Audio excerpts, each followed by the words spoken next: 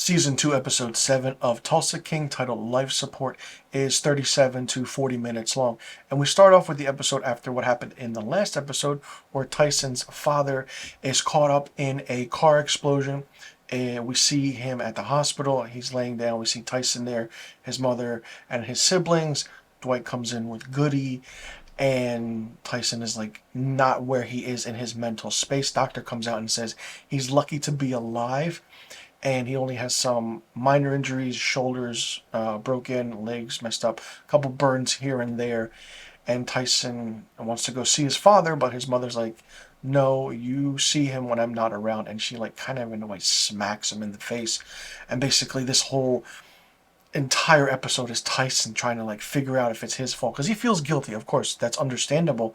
But then this entire episode also, it's Dwight's mission to figure out what happened, why did the car bomb go off, who did it, who placed it. And it's like you start having thoughts. Was it New York? Was it Kansas City? Was it someone else? Who was it? And then you see Dwight going to certain places. Dwight kind of goes to Thresher and says, did you have anything to do with it? And Thresher's like, no. And you can actually see that he does not have anything to do with the car bombing. And then he goes to Armand and asks him, you were talking to Thresher about certain things with the wind turbine and everything. And it's like, okay, like Armand's between two sides now. And then kind of in a way you see Dwight call New York, talk to Chicky, and they're like, why would we? He's like, Chicky's like, I would have had two in the back of your head if I wanted you dead. Then he gets on the phone with Vince, and you could see that Chicky and Vince had a kind of have a tit for tat. The tension is boiling and rising in New York, and everything's not so kosher. And then you kind of see that, Bevilacqua says he didn't do it, he has nothing to do with it. And then Tyson goes to Donnie for a car. You can tell he's losing his cool. And then Mitch talks to Tyson about not doing it because Mitch was behind bars in prison. He's killed the man. He's seen what happened, and you lose that piece of you.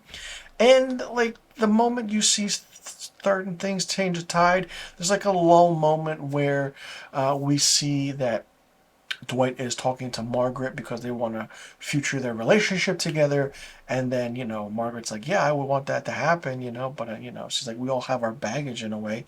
And with all that happening in one of the previous scenes, you see Dwight go to the school's driving instructor who was in that shootout with him in the previous first season. And then, kind of like, I need you to figure out these plates, Oklahoma, AZ, that's all I got. And here's 10 grand. So the guy does it, takes it, calls Dwight, says, I have this number, plate, the address, I know where it's at. And then we have the aspect of like Bevilacqua sitting down with his people, trying to figure out what's going on. Should they eliminate Dwight? And they're like, Bevilacqua's like, no, let's not do that. He's bringing in money, maybe later, but not now. Then we see Vince going to the other families in New York, saying that Chicky's hot-headed, we got to get him out, maybe somehow we can get into the cut a deal with Dwight, and they want to sanction it, but you have to talk to the bosses first. So kind of in a way, they're happy that Vince came to them, but I don't know, maybe it's kind of iffy with Vince. He might get whacked in the end because he went to talk and wanted to take out another boss. But hey, what's going to happen there? And then we have the revelation, and then we find out where the white Prius came from. And it wasn't from Bevilacqua, it wasn't from Thresher, it was from the Triads, the Chinese guys. The main guy is trying to take out Manfredi, and Thresher had nothing to do about it, didn't even know about it.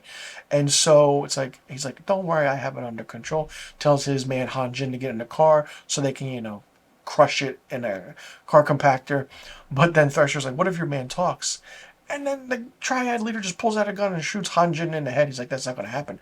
So Thresher's put up against the wall. It's like, what the hell's going to happen now? Tyson goes to see his father, and we see the aspect of him talking to his father. He can still hear, the father's like out, but he can still hear. And then Tyson goes off. He's like, forgive me for what I'm about to do. Why? Just keep your cool. Come on, man. We know. Someone hot-headed like this is not good for in the middle of conflicts like this, because they can cause more trouble and harm than good. So we then see Tyson outside of Bevilacqua, Tyson's dad tries to call him, no answer. Then he calls Dwight. Dwight gets a hold of Tyson, and Dwight's like, listen, I know where everything is. We got the address to the White Priest. Just get out of there. Then you see a car coming out of Bevilacqua's, shooting at the truck that Tyson has, riddled with bullet holes. Tyson fires back, and we see that it's one of Bevilacqua's right-hand men. He crashes into the front gate pillar. Tyson drives off in the Chevy Tahoe, I believe, that he was given by Donnie, riddled with bullet holes. And it's like, that's the end of the episode. So it's like, holy shit. Like, you have 3 episodes left so far, and it's like, things are getting really interesting. Like, what can happen, what will happen. You have little side stories happening, but now we know who did the car bombing. And evidently the bomb blew up too early and was not, was malfunctioning in a way. And then the FBI gets into it, goes to Dwight, and it's a whole yada yada business. The FBI is annoying as well. But then it's like, okay, Dwight is doing his own thing. But he's smart. Dwight knows what he's doing. Tyson, hot-headed. Understandable after the events that happened and what happened with his father. He's feeling guilty because that was supposed to be him. And if he didn't gift his father the car, I mean, could things have been different? Okay. But also, Dwight was also a mark and the target. So now it's like, okay, with Dwight happening, what's going to happen? Thresher's in his way.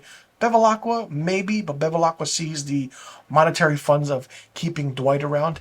Vince going against behind Chicky's back and going to the other families, wanting to whack Chicky and get him out as the boss of the family. And then, you have the factor of Thresher.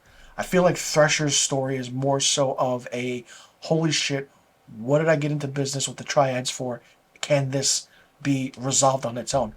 Maybe, I don't know. But it's going to be interesting to find out what's going to happen in the final few episodes of season 2. Way better season than the first season. And it's like, okay, now we're getting the mafia stuff. We're getting the craziness, the revenge, the whacking, the left and right, the backstabbing, whose side is who's on. It's insane. I love it. The writing is great.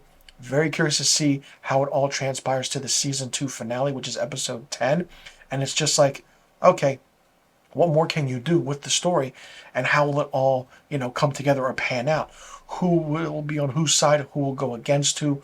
What will happen with the wind turbines, with Thresher, Bevilacqua, New York, Kansas City, Dwight? Like, a lot of questions still need to be answered, and it's getting really, really good. So let me know in the comment section below what you thought about Season 2, Episode 7 of Tulsa King, titled Life Support. Did you like it? Did you not like it? What did you think of it? What did you think about the whole aspect of the story? Where do you see things going? And how do you see Season 2 ending after all of this that just happened? Let me know in the comment section below about all the questions I just asked. I'm Mr. Filmstock. Thanks so much for tuning in. I'll see you all in the next review video, and be sure you tune in next week to my Season 2, Episode 8 review of Tulsa King.